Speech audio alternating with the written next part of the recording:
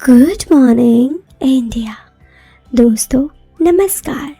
दोस्तों हमारे चैनल की कहानियाँ आप तक रोज़ाना पहुँचती रहे, इसके लिए आप हमारे चैनल को सब्सक्राइब जरूर करें। हम अंजलि कुमारी चैनल पे आप सबके लिए प्यारी प्यारी कहानियाँ हर रोज़ लेकर आते रहते हैं, जो आपको सुनने में बेहद ही पसंद आएगी। तो चलो अब इस कहानी में आगे बढ़ते हैं। दोस्त, ये कहानी मेरे एक दोस्त की है। उसका नाम है शिव। वो कहता है मैं महाराष्ट्र से हूँ, नागपुर से। मैंने नागपुर से स्नातक की परीक्षा पूरी की। उसके बाद मैंने यहीं की एक फार्मा कंपनी में जॉब कर ली। अब तक सब कुछ लगभग ठीक चल रहा था, लेकिन लॉकडाउन लग गई तो मेरी ज़िंदगी बहुत बदलाव आ गया। साथ ही ज़िंदगी भी फीकी पड़ गई। आज ये कहानी उसी वक्त की है। मेरी हाइट 5 फीट 7 इंच है और मैं इतना बोल सकता हूँ कि मैं देखने में ठीक ठाक हूँ। लॉकडाउन के कारण मेरे कंपनी में कई लोगों को जॉब से निकाल दिया गया। जो बचे थे उनमें से कई लोगों का ट्रांसफ़र कर दिया गया। कुछ माह पश्चात अचानक से मेरा ट्रांसफ़र लेटर भी आ गया। मेरे मैनेजर ने मुझे लेटर थमा दिया। एक पल के लिए तो लगा कि मुझे ये जॉब ही छोड़ दो, पर घर की परिस्थिति को देखते हुए मुझे विवश होकर महाराष्ट्र के जलगांव जाने की तैयारी करनी पड़ी। क्योंकि मैं घर से बाहर आज तक गया नहीं था, इसलिए ये सब मुझे बहुत ही अजीब लग रहा था।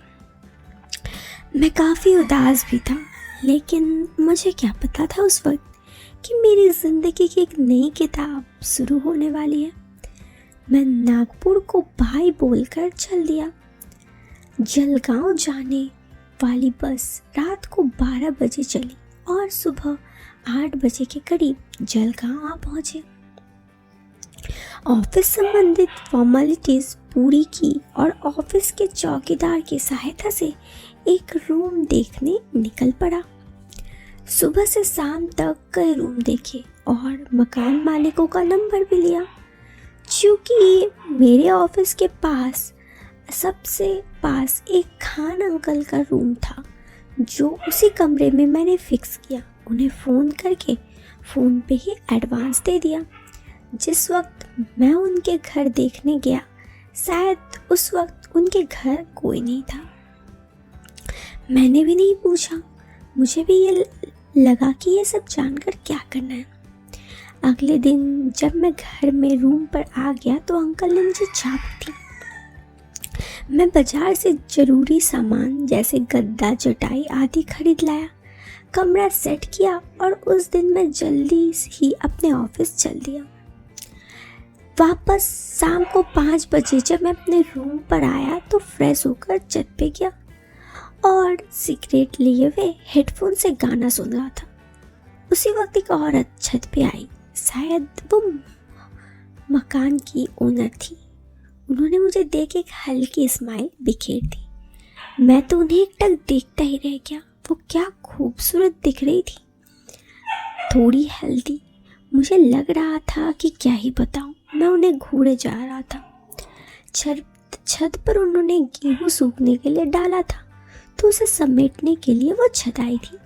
गेहूँ समेटते हुए मैं उन्हें ही देख रहा था, चुपचाप उन्हें देखते हुए सिगरेट पी रहा था। मुझे भी पता नहीं था कि कब मैं उन्हें इस तरह से गौर करके देखने लगा। अचानक से उनकी नज़र गेहूँ समेटने के दौरान मेरे ऊपर पड़ी। वो मुझे देख घूर रही थी और काफ़ी गुस्से से अपना काम जल्दी जल्दी कर वहाँ से चली गई। पहला दिन था और मेरी छवि जिस तरह बन गई, उससे तो मुझे बहुत डर लग गया, कहीं वो अपने शौहर से शिकायत न कर दे। फिर मैंने सोचा जो होगा देखा जाएगा। अब अंकल भगाएंगे तो दूसरा कमरा देख लूँगा। मैं ये सब सोचकर चुपचाप रूम में चला गया। 2 दिन तक मैं थोड़ा डरा था। मुझे बार बार लग रहा था कि कुछ लफड़ा हो गया तो मेरे तो बैंड बज जाएंगे। फिर धीरे धीरे सामान्य हो गया। मेरा रूटीन भी सेट हो गया। रोज की तरह सुबह जाओ, अपना ऑफिस वर्क करो, शाम को कमरे में आ जाओ।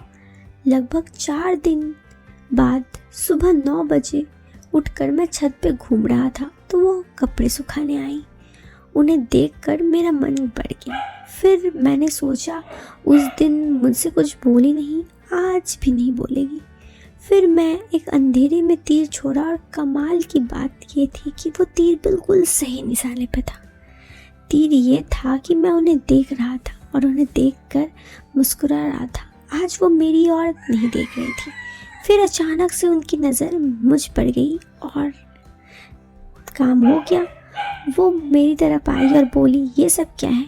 मैंने बोला, कुछ नहीं। फिर वो बोली, मैं तुम्हारी फितरत समझ रही हूँ, ये सब क्या कर रहे हो? मैंने कहा, इसमें मेरी क्या गलती है?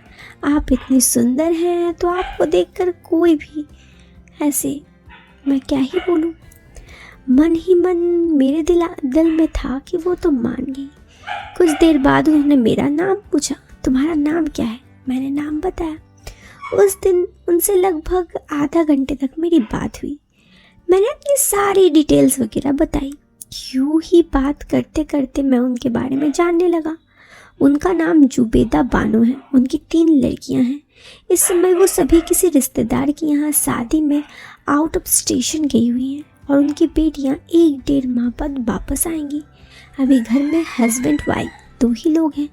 उसके बाद हम दोनों चले गए। अब मुझे उनके बारे में पूरी जानकारी जुट चुकी थी। मुझे पता लग गया था कि उनके शौहर बिजनेस करते हैं। लगभग 2 दिन बाद उनके पति को अपने शॉप के लिए सामान लेने दिल्ली जाना था। चाचा को दिल्ली का सस्ता सामान मिलता होगा, इसलिए उनको दिल्ली जाना लगा रहता है। इसी बीच वो आंटी मुझसे काफ़ी खुल गई और मैं भी उनसे हर दफ़ा बात करता। कभी वो गुस्साती तो कभी ठिठार करती। वो हंस देती तो कभी कभी मुझे भी हंसी आ जाती। खैर, जब जंगल बाहर गया तो मुझे मौका मिल गया। मैंने भी तबीयत खराब होने के बहाने ऑफिस से छुट्टी ली। वैसे भी कोविड के दौरान थोड़ी तबीयत खराब हो तो अधिकतर सबको डर लग जाता है और छुट्टी मिल जाता है। तो मुझे भी कुछ ऐसा ही हुआ। शाम को ऑफिस से आते वक्त मैंने एक बियर ले आया और फिर अगले दिन सुबह पैकिंग करके अंकल जी दिल्ली चले गए। जाते जाते उन्होंने मुझे बोला कि घर का थोड़ा ध्यान रखने। मैंने भी हाँ में सिर हिलाया, उनका बैग ऑटो पे रख दिया। उनके तुरंत बाद मैं जुबेदा आंटी के घर के अंदर गया। मैंने दरवाज़ा बंद किया। वो रसोई में थी। मैंने 2 मिनट रुका और फिर उनके पास गया। उसने कहा, अरे तुम यहाँ क्या कर रहे हो? दोस्तों ज़रा सा इंतज़ार और कीजिए। इस कहानी का सेकंड पार्ट नेक्स्ट वीडियो में आएंगे। आखिर क्या हुआ ये कहानी जो आपको बेहद ही पसंद आएगी। सुनने के लिए इंतज़ार तो करना पड़ेगा। फ़िलहाल के लिए अभी मुझे दीजिए इजाज़त। मैं मिलती हूँ आपसे फिर एक नए वीडियो में एक नए और इंटरेस्टिंग टॉपिक के साथ। तब तक के लिए बाय दोस्तों, टेक केयर एंड बाय।